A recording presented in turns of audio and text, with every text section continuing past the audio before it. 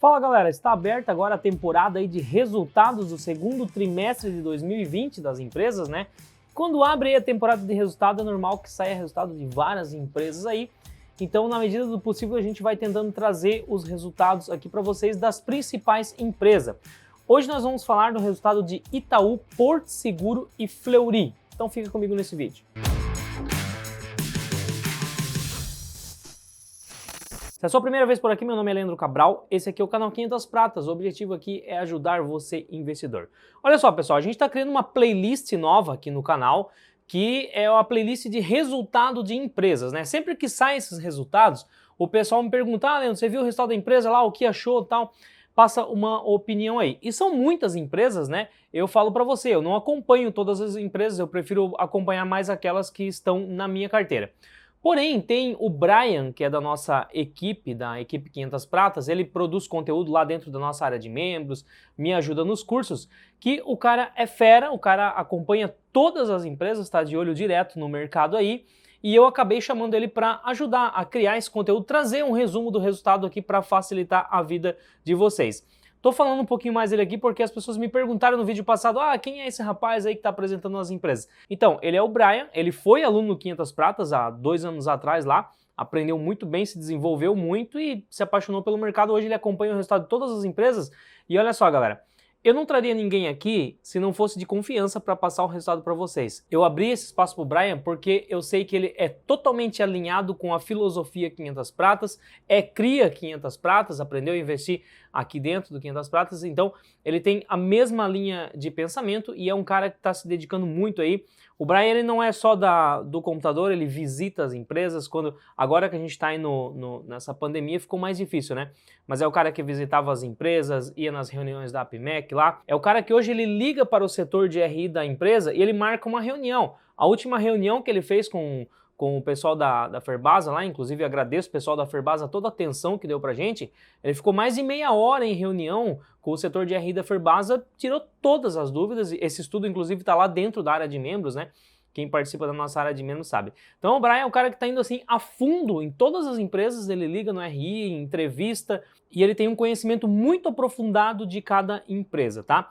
Todo o estudo que acontece aqui, que ele vai trazer para vocês, também passa por a minha avaliação, a gente discute junto e tal, e ele acaba gravando. Então é isso, pessoal, o objetivo aqui do canal é sempre manter vocês informados, né? Então a gente vai testar esse modelo de apresentação de conteúdo para vocês aí, mas o que eu levo sempre em consideração, a gente sempre levou desde o início, que eu sempre vou considerar, continuar levando em consideração, é a opinião de vocês, é aquilo que vocês gostam, tá? Então, tendo uma boa aceitação, vocês achando que é útil para vocês, que vai ajudar vocês aí no acompanhamento das empresas, a gente trazer os resultados, a gente mantém. Se vocês acharem que, se eu ver que não está dando muita audiência, que não está ajudando vocês de alguma forma, a gente para, tá? O objetivo é que eu sempre traga conteúdo de qualidade e que eu consiga ajudar vocês de alguma forma. Então é isso, eu continuo falando das principais empresas aqui, calma que eu não vou embora, o canal continua a mesma coisa, só que o objetivo aqui é mais que vocês tenham a informação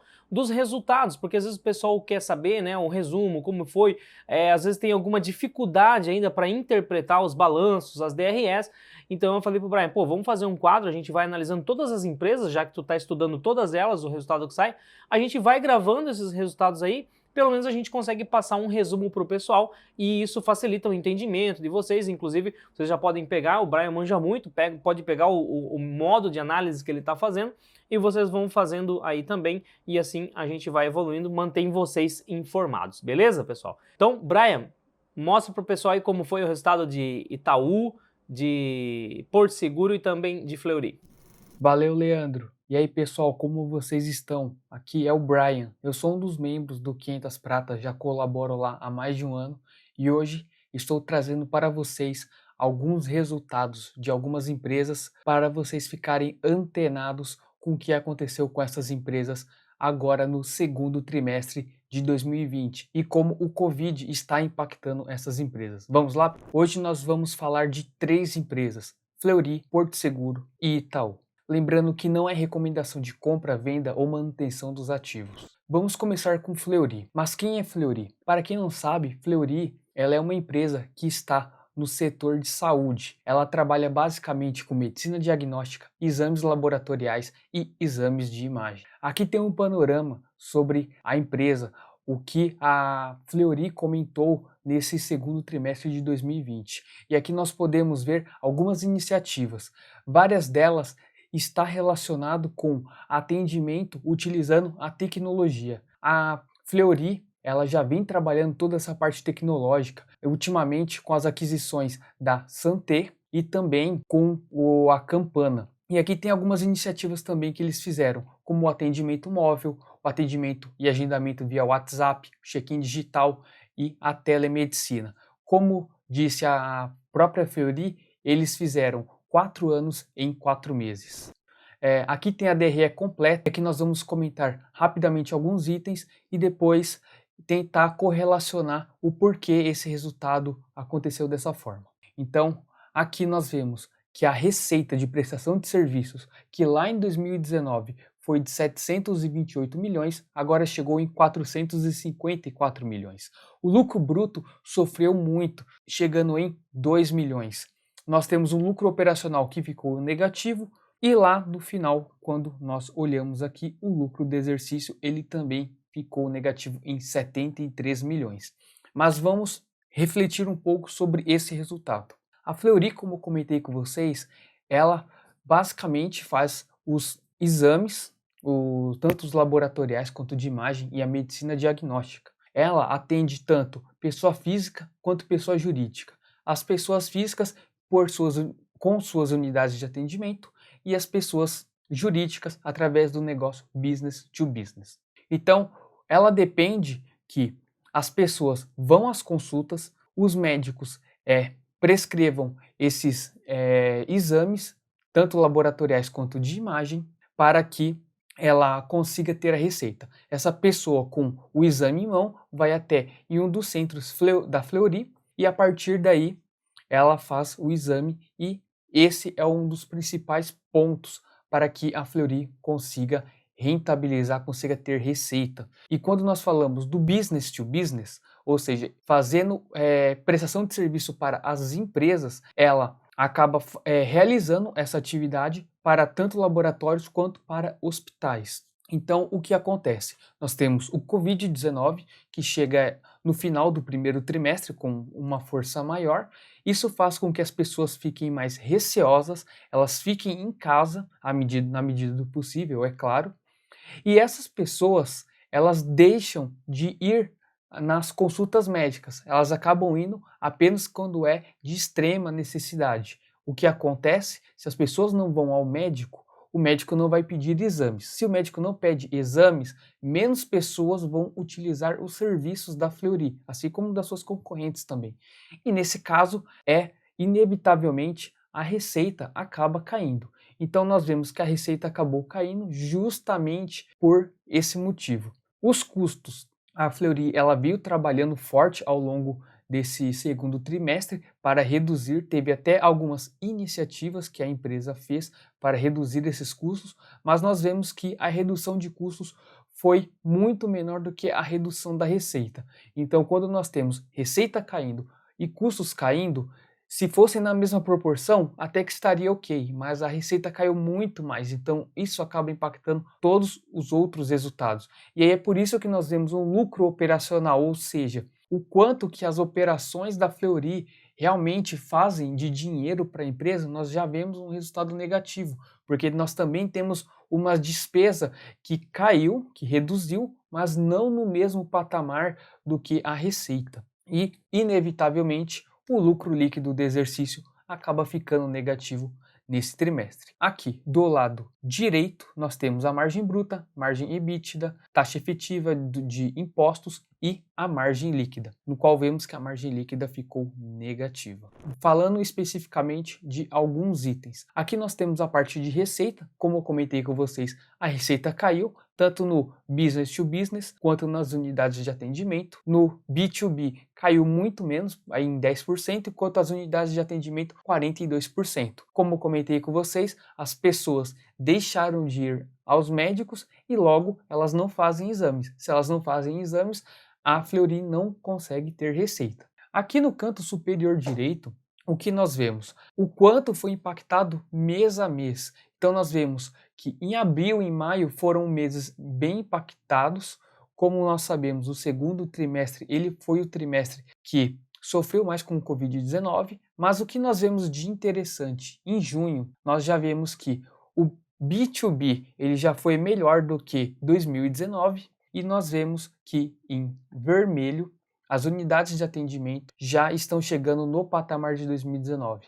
De acordo com a Fleury, em seu relatório, eles comentaram que em junho eles já conseguiram ter alguma retomada e provavelmente o terceiro trimestre ele vai ter um resultado já mais positivo. Aqui na parte inferior direita nós vemos a participação na receita bruta dos testes de Covid. O total foi de 17%, sendo que 23% desses 17% são de B2B e 15% são de unidades de atendimento. É um valor até que expressivo, considerando a gama de serviços que a Fleury oferece aos seus clientes. Aqui tem a receita por marcas. Para quem não sabe, a Fleury não é apenas a Fleury, ela tem outras marcas, como marcas no Rio de Janeiro, como a LAF, marcas em São Paulo, como a Mais, e marcas regionais que estão no Nordeste, que foram adquiridas recentemente. A Fleury ela vem se expandindo muito, adquirindo outras marcas, até para penetrar em regiões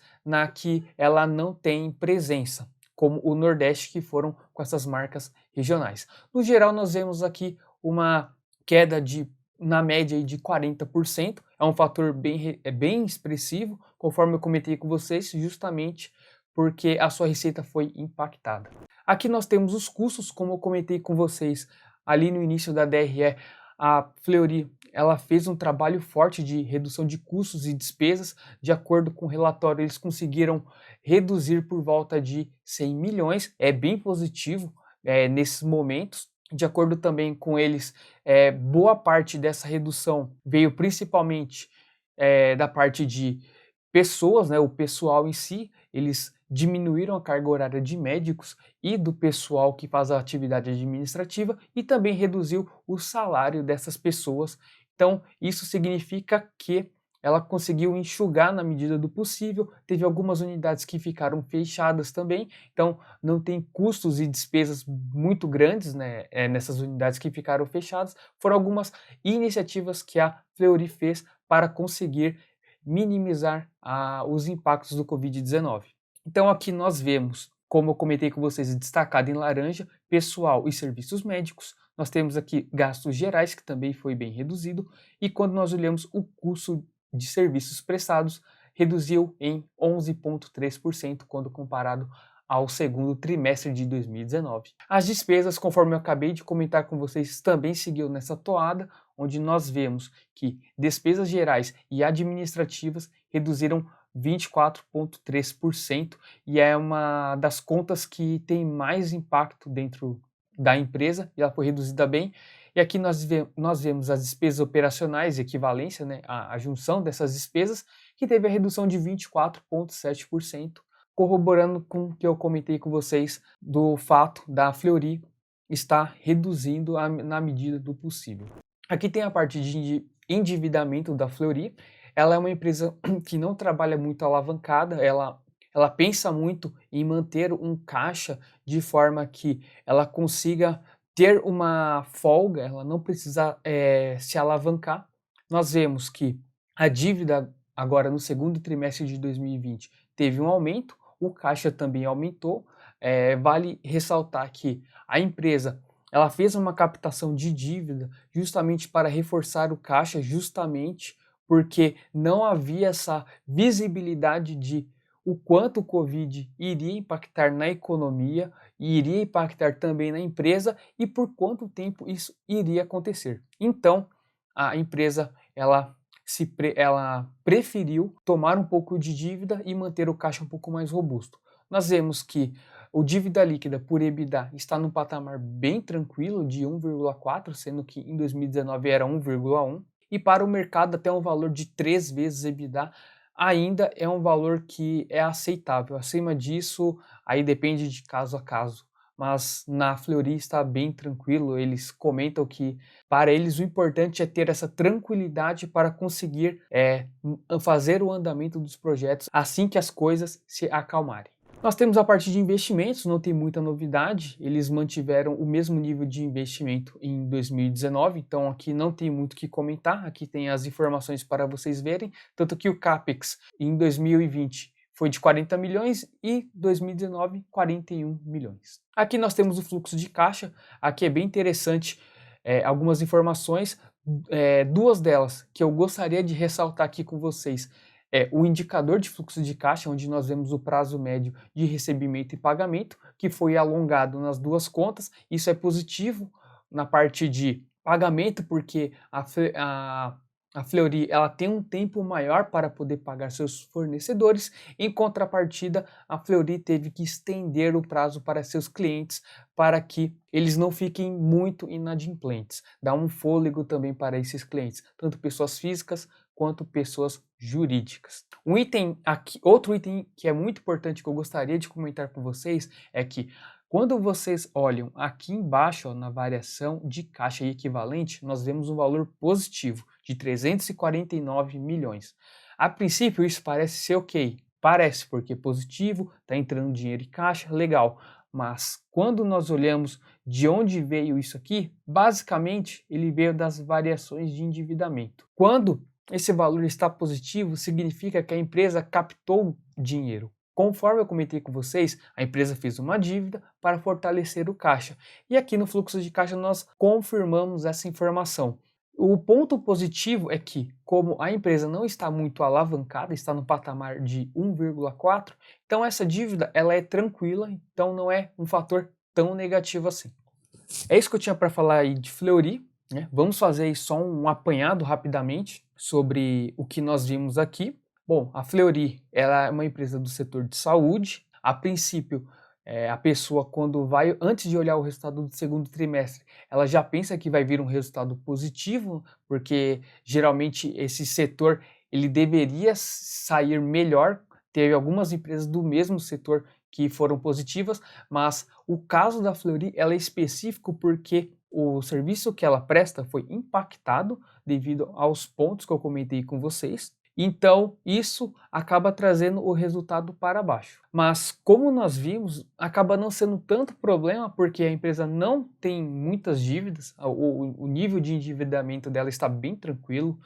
Nós vemos também que em junho já começou a melhorar o resultado. Nós vimos lá que o B2B já passou de 100% em relação a 2019 e as unidades já chegou no patamar de 90%. Então, provavelmente o terceiro trimestre nós já vemos uma melhora também com as pessoas perdendo o medo ou ficarem mais tranquilas em retomarem as suas atividades, ir para o médico, ir para o trabalho. Então nós vamos ver a Fleury voltando aos patamares de 2019 e até melhorar em 2021.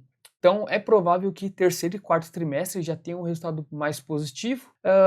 Em relação aos outros itens, não tem muito a comentar, eles seguraram um pouco o investimento. Um fator bem interessante foi que eles têm muitas iniciativas voltado para a parte tecnológica, né, como o Campana, que foi a nova marca que eles têm, que é uma marca mais digital.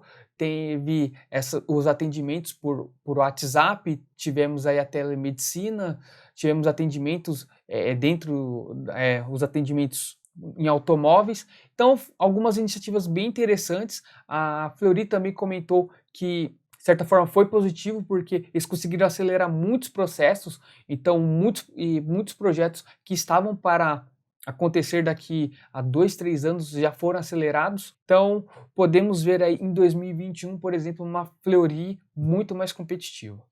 Bom pessoal, agora vamos falar sobre Porto Seguro. Porto Seguro, já adianto para vocês que teve um resultado bem diferente da Fleury. Então vamos lá. Antes, quem é Porto Seguro? Eu duvido que a maioria das pessoas que estão assistindo esse vídeo não saiba quem é Porto Seguro. Ela é muito conhecida pela parte de seguros de automóveis, mas ela não faz apenas a parte de automóveis, o segmento de automóveis. Ela também atende no segmento de saúde, de odonto, também tem o residencial, ela tem a parte de cartão de crédito, consórcio.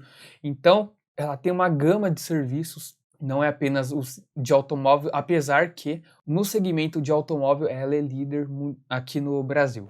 Aqui temos a DRE completa, vamos comentar rapidamente e depois vamos para alguns destaques que foram realizados. O que nós vemos aqui de cara, um resultado muito forte, muito positivo.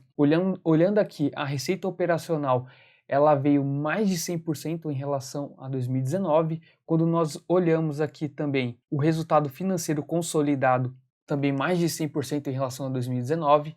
Os outros negócios, aqui na segunda linha, ele foi impactado, saindo de 90 milhões para 31 milhões. Mas, quando nós olhamos aqui o lucro líquido, nós vemos um valor de 657 milhões contra 380 milhões. Enquanto nós olhamos o primeiro trimestre, 228 milhões. Então foi um resultado muito forte, muito positivo para a empresa.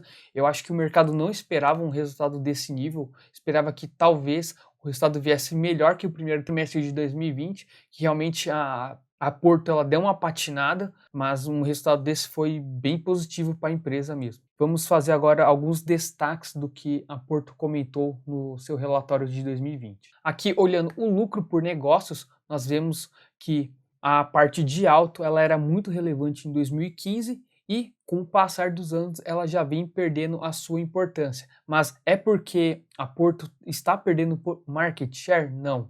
A Porto, ela vem comentando nos seus relatórios que ela vê a necessidade de fazer a diversificação, ela vê também que não pode depender exclusivamente do setor de automóveis, porque caso aconteça desse setor ficar muito ruim, a empresa perderia seus fundamentos, já que ela dependeria basicamente de um setor, então ela começa a migrar para outros serviços. Então aqui, no segundo quadrado que eu deixei em destaque, demais seguros, nós vemos que em 2019 representou 41,6%. E o que tem dentro desses demais seguros? Nós temos saúde e odonto, também deixei destacado. Por quê? Saúde e odonto é um segmento que a Porto vê com muito bons olhos, ela está atacando muito forte esse segmento. Uma empresa que é concorrente da Porto nesse segmento é a Sul América, que é uma das maiores empresas na parte de saúde e odonto. Nós temos o Odontoprev também, que atua ali na parte odontológica. Então, é um setor interessante porque as pessoas vão ficando mais velhas e elas vão utilizar cada vez mais os seguros de saúde. Então, isso a Porto já está visualizando e ela quer entrar cada vez mais nesse setor que ela vê que é um setor que pode ser muito lucrativo. Nós temos também negócios financeiros e serviços e a holding em si. Olhando aqui o índice combinado, para quem não sabe, o índice combinado é uma divisão aí das despesas que a empresa tem com os seus resultados. Então, quanto menor o resultado, melhor. E o que seria o IC ampliado ou índice combinado ampliado? Seria o que você vê no índice combinado, só que aqui na parte do resultado você também vai contar a parte financeira. Então, quando nós olhamos aqui segundo trimestre de 2020 que está destacado, nós vemos que esse resultado foi bem positivo, conforme vocês viram ali na DRE, o resultado veio forte e isso acaba sendo refletido no índice combinado também, onde nós vemos que o primeiro trimestre estava em 94%, a Porto sempre trabalhou nesse patamar de 91 a 95, e aí nós vemos um valor de 83, tanto que a Porto fala que foi o melhor resultado que a Porto já teve. E quando nós olhamos o índice combinado ampliado, nós vemos o valor de 76,2%, também é um valor muito forte, mostrando também que o resultado financeiro ele veio forte, conforme vocês viram ali na DRE, e acaba trazendo esse índice para baixo. Conforme eu comentei com vocês, quanto menor esse índice, melhor significa que a empresa está melhor operacionalmente. Aqui, olhando as despesas administrativas e operacionais relacionadas a seguro, nós vemos que os resultados foram positivos. Aqui vale comentar que a Porto, ela trabalha muito essa parte de despesas. Quem lê os relatórios da Porto Seguro vê que eles gostam de comentar sobre essa parte, eles fazem um trabalho de tentar reduzir o máximo possível dessas despesas. Então, quando nós olhamos aqui o índice que eles utilizam para ver o quanto dessas despesas foram reduzindo ao longo do período em relação aos seus resultados, nós vemos que em 2015 era 20% e hoje está em 16,4%. Então, isso mostra a seriedade da empresa em querer melhorar cada vez mais o operacional e se tornar uma empresa cada vez mais competitiva. E quando nós olhamos as despesas administrativas e operacionais no comparativo de segundo trimestre contra segundo trimestre, nós vemos uma redução, e quando nós olhamos primeiro semestre contra primeiro semestre de 2020, que está aqui no meio, nós vemos também uma redução e corrobora as informações aí de 2015 a 2019, e é possível que no final de 2020 veja um valor abaixo de 16,4. Já olhando a parte de negócios financeiros e serviços, nós vemos que a composição dos negócios ela vem melhorando ao longo dos períodos. Em 2015 estava em 1,8 bilhão, nós já temos em 2019 2,5 bilhões. No primeiro semestre de 2020, aqui em destaque, nós vemos já 1,4 bilhão. Se mantiver nesse ritmo, é possível vislumbrar os 2,8 bilhões, então seria positivo. E muito dessa parte de negócios financeiros e serviços tem a parte de cartões e financiamento. Vale lembrar que tanto cartões quanto financiamento eles tiveram um aumento aí da parte de inadimplência. A Porto trabalha no patamar de 5 a 6% mais ou menos de inadimplência, e agora no segundo trimestre de 2020 nós vimos um valor um pouco acima de 7%, por volta aí de 7,5%.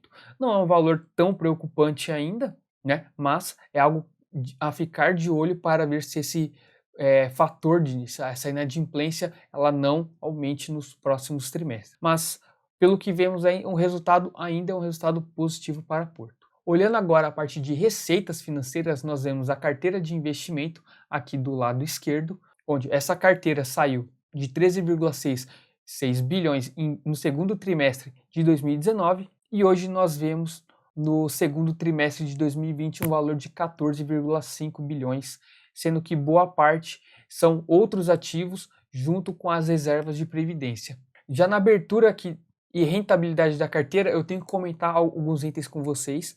Então, se vocês olharem aqui do lado direito, o que nós vemos? 2019 inteiro, nós víamos uma proporção bem parecida, sendo que a maior parte estava onde? Indexados à inflação. E nós vemos em segundo lugar os pós-fixados. E o que nós vemos no primeiro trimestre de 2020, que foi um trimestre ruim para a Porto na parte de receitas financeiras, tanto que ela ficou aí negativa nessa conta. Nós vemos que os indexados se mantiveram, os pós-fixados eles cresceram, os pré-fixados eles reduziram, e nós vemos que a parte de ações cresceu, que estava em 4% e foi para 9%. Por que aconteceu isso? Quem viu no primeiro trimestre reparou que teve um pronunciamento aí da Porto que o que eles fizeram, como os pré-fixados estavam muito esticados devido à volatilidade que teve no mercado, eles venderam boa parte desses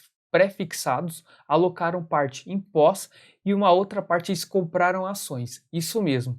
Você vê que até empresas também gostam de aproveitar oportunidades. Eles aproveitaram as quedas excessivas que tiveram no primeiro trimestre e compraram ações de diversas empresas para compor o portfólio. Então isso foi o que aconteceu no primeiro trimestre, e aqui no segundo trimestre nós já vemos outro movimento. Nós vemos que os indexados à inflação foram reduzidos, eles também sofreram muito com a volatilidade, então eles aproveitaram esse movimento para realizar um pouco dos indexados e alocar em pós-fixados.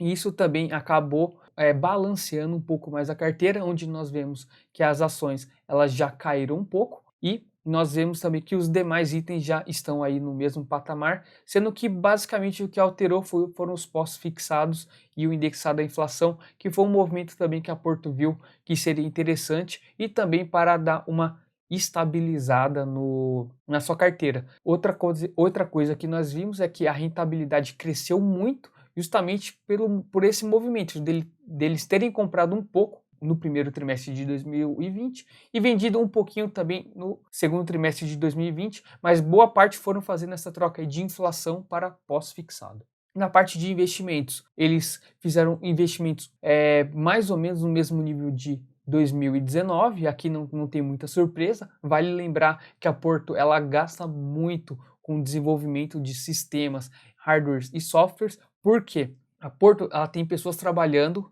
no Brasil inteiro, então ela tem que ter um sistema robusto, um sistema adequado para atender essas pessoas, e também nós temos a situação que muitas dessas pessoas estão trabalhando em casa, então a infraestrutura da Porto tem que estar adequada para suportar essas pessoas em casa, então eles têm investimentos em data center, eles têm investimento em todo equipamento de TI e parte também de segurança, porque eles têm muitas informações, né, de muitas pessoas, então eles têm que fazer esses diversos investimentos em infraestrutura. Isso é normal, se vocês olharem no gráfico aqui, desde 2015 até 2019, boa parte dos investimentos são relacionados à TI, porque apesar de não ser a atividade fim da empresa, ela depende muito de tecnologia para prover um serviço de melhor qualidade. É isso que eu tinha para falar aqui de Porto. Vamos só rever também rapidamente alguns itens de Porto Seguro. Ela teve um resultado muito forte na parte de seguros em geral. Ela também teve um resultado muito forte na parte da sua carteira financeira. Esses dois itens eles foram muito bons, então trouxeram um resultado bem robusto, né? Nós vemos que esses dois itens eles vieram acima de 100% quando comparamos 2019, quando comparando 2020 também veio muito positivo, principalmente a parte da carteira, já que o primeiro trimestre ele foi muito impactado na carteira da Porto. Nós vimos também que é uma empresa que tem que investir muito na parte de software, de hardware, então nós vemos aí depreciação, nós vemos que ela sempre vai ter um CAPEX aí, é uma empresa de CAPEX intensivo. Basicamente é isso que tinha de Porto. Bom pessoal, agora vamos falar de Itaú, né? Eu já vou fazer um spoiler aqui. O Itaú, vamos dizer que ele ficou no meio termo, ele não foi tão bom quanto a Porto Seguro, mas não foi tão ruim quanto a Fleury. E quem é Itaú? Eu também duvido que alguém aqui desconheça quem é o Itaú. Ele é simplesmente o maior banco privado que tem no Brasil, e ele presta diversos serviços. Quem conhece um pouco mais a fundo o banco sabe que bancos não têm apenas atividade financeira, eles prestam outros tipos de serviço. Como vocês podem ver, tem as atividades de crédito, temos diversos serviços e também a parte de seguro. Aqui embaixo nós temos as principais marcas e parceiras. O que nós vemos em último aqui, Porto Seguro, exatamente. O Itaú ela tem uma participação na Porto Seguro, ela também tem participação na XP, tem participação no IRB, são algumas empresas que vocês podem ver. Só relembrando aqui também, tem a participação na Rede. A Rede, para quem não sabe, é concorrente aí da Cielo. Bom, vamos falar aqui da DRE, rapidamente sobre ela, alguns itens. Eu deixei em destaque alguns deles, como a margem financeira, que seria referente à receita. Nós temos as receitas de prestação de serviço, as provisões, outras despesas operacionais e o lucro líquido recorrente lá embaixo. Quando nós olhamos aqui, só quero comentar com vocês aqui rapidinho, nós já vemos que o resultado foi pior em relação a 2019, mas foi melhor em relação ao primeiro trimestre de 2020. Vamos voltar aqui em cima e comentar os resultados. Margem financeira ficou em 17 bilhões, exatamente, 17 bilhões. Bancos lucram muito aqui no Brasil e recebem muito dinheiro. Então, quando comparado ao primeiro trimestre de 2020, podemos dizer que ficou em linha, mas quando comparado ao segundo trimestre de 2019, teve uma pequena queda de 3%.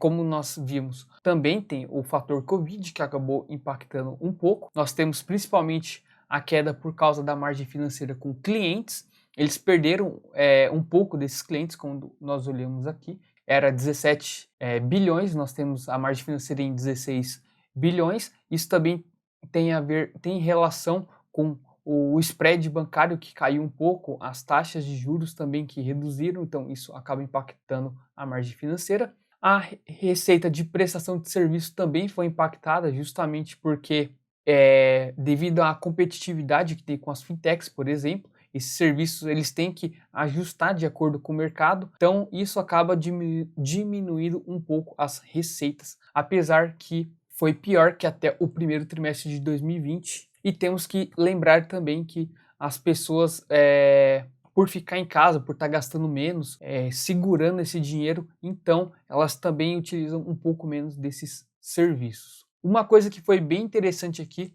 foi a provisão de créditos de liquidação duvidosa, PCLD, também conhecida como PDD. Nós vemos que em 2020 ela tinha feito uma provisão muito robusta. Eu acho que foi algo que as pessoas não esperavam, uma provisão nesse resultado em 2020, no primeiro trimestre de 2020, e agora no segundo trimestre de 2020 o Itaú fez uma provisão menor e de acordo com o Itaú foi que as perspectivas já estavam um pouco melhores e de acordo com seus cálculos para realizar a provisão e de acordo também com a sua carteira total, eles viram que o risco havia diminuído um pouco, então não precisava fazer uma provisão tão grande quanto o primeiro trimestre de 2020, onde não havia uma visibilidade tão grande.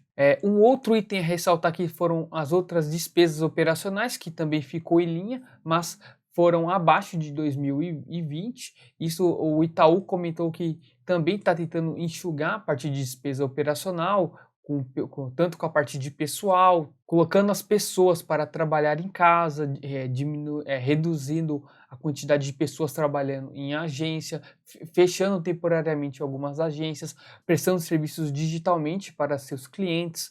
Então foram algumas formas que o Itaú encontrou para reduzir as despesas financeiras. E quando nós olhamos lá embaixo, na última conta, conforme eu já comentei com vocês anteriormente, o lucro líquido recorrente, que é uma parte que o acionista gosta muito, e nós vemos um valor aí de 4 bilhões contra 3,9 bilhões. Então foi um valor que já veio crescendo, lógico que a PDD dessa vez foi menor e acabou sendo um resultado bem positivo para o Itaú. E vale lembrar que quanto mais sobra, mais acaba tendo de impostos que o governo acaba abocanhando aí. E lembrando que em 2020 os bancos eles sofreram uma taxação aí um pouco mais pesada aí no início do ano.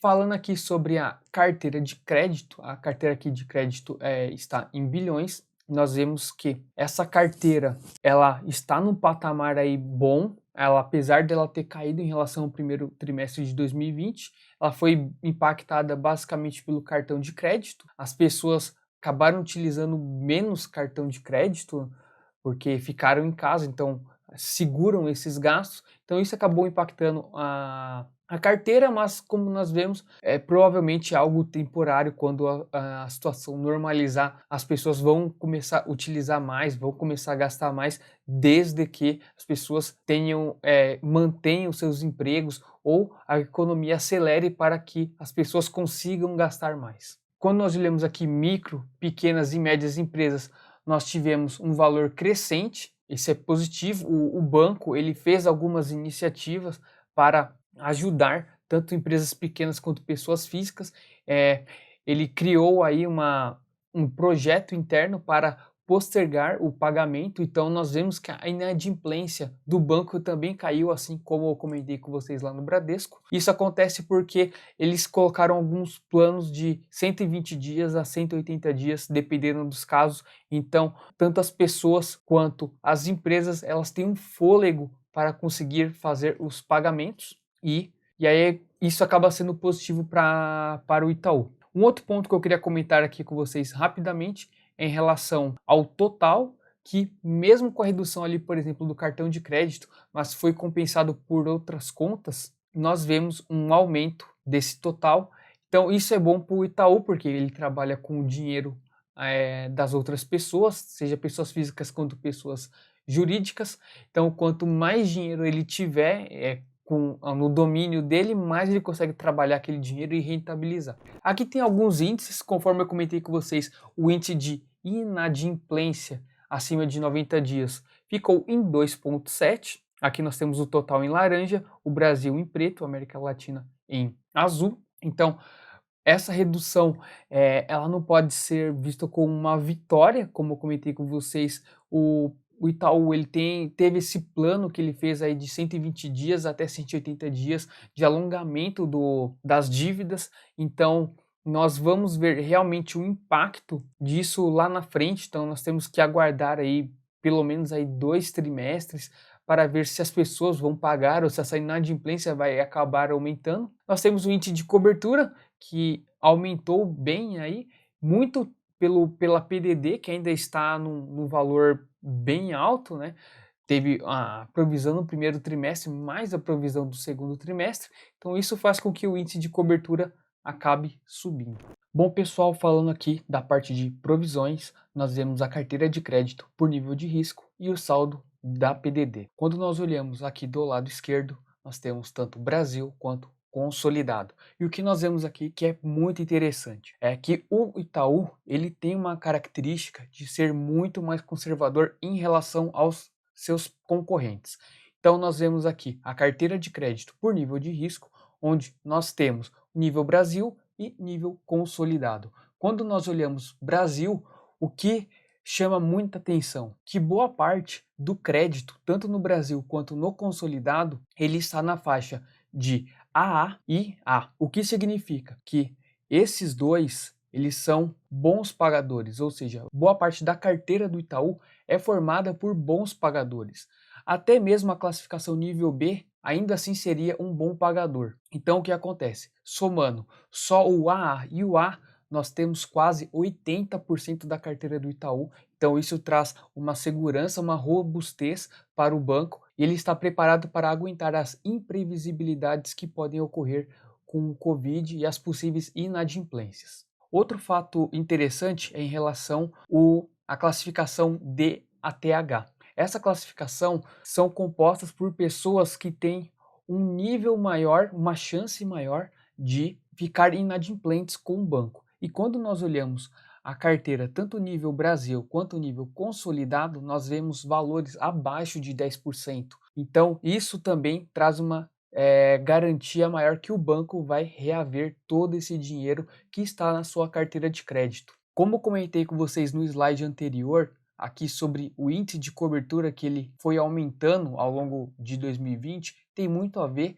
com o saldo da PDD e a provisão de garantias. Nós vemos que esse saldo veio aumentando de junho de 19 até agora, chegando no patamar de 50 bilhões, também muito impactado pelo saldo mínimo que é necessário de acordo com a regulação e o saldo complementar justamente porque o Itaú ele é um banco mais conservador, então ele no momento desse de incerteza ele acaba fazendo uma provisão maior para ficar muito mais tranquilo e também garantir a tranquilidade para seus sócios. Então, na visão do investidor, do sócio, isso é positivo. Vale lembrar que as provisões que são realizadas, caso não sejam utilizadas, elas podem ser revertidas e isso pode virar dividendos, proventos para o acionista. Aqui nós temos uma visão da despesa, de acordo com o Itaú, eles também se mantiveram conservadores, tentando otimizar também as suas operações para que eles mantenham uma boa rentabilidade.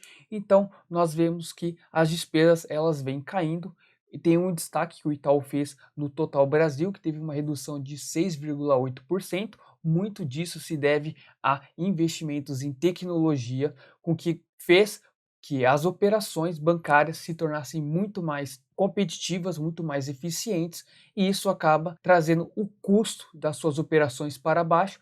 E também com o Covid-19, eles conseguiram colocar muitas pessoas trabalhando no regime de home office, também diminuindo as suas despesas. Tanto que nós vemos que despesas com pessoal, administrativas e outras despesas reduziram. Isso é positivo porque o banco consegue entregar um resultado melhor. Aqui nós temos a receita de serviços.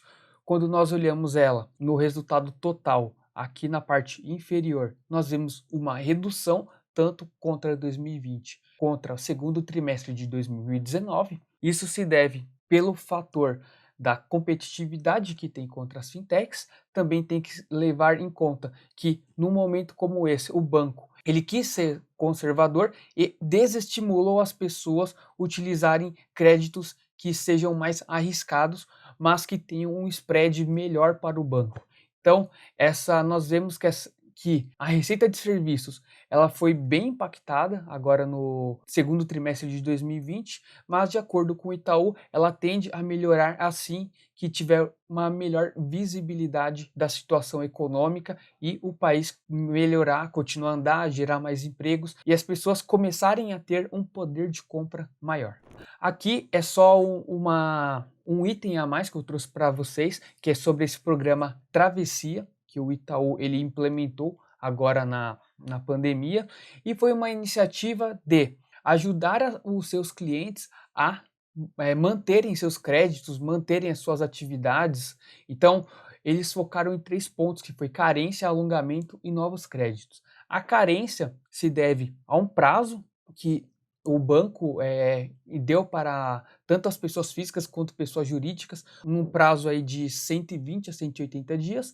O alongamento das dívidas foi num período de 5 a 6 anos para pessoas físicas e 5 anos para pessoas jurídicas, ou seja, você dá um fôlego tanto em quanto tempo a pessoa pode começar a pagar, quanto o tempo que ela tem para pagar toda essa dívida, e esses novos créditos que foram mais de 90 bilhões em diversas iniciativas, como por exemplo, auxílio com empresas na folha de pagamento, que foi uma parceria que o Itaú fez com o governo, também e juntamente com esses créditos que eles entregaram para pessoa física, para pessoa jurídica, fora outras iniciativas, como por exemplo as doações que o Itaú fez para a sociedade do valor aí de 1 bilhão. Resumindo, o que nós vimos aqui de Itaú, ele foi impactado no segundo trimestre, isso é normal, assim como nós vimos no outro vídeo no qual comentamos sobre o Bradesco. Então, o que nós vemos aqui sobre o Itaú, basicamente, é que ele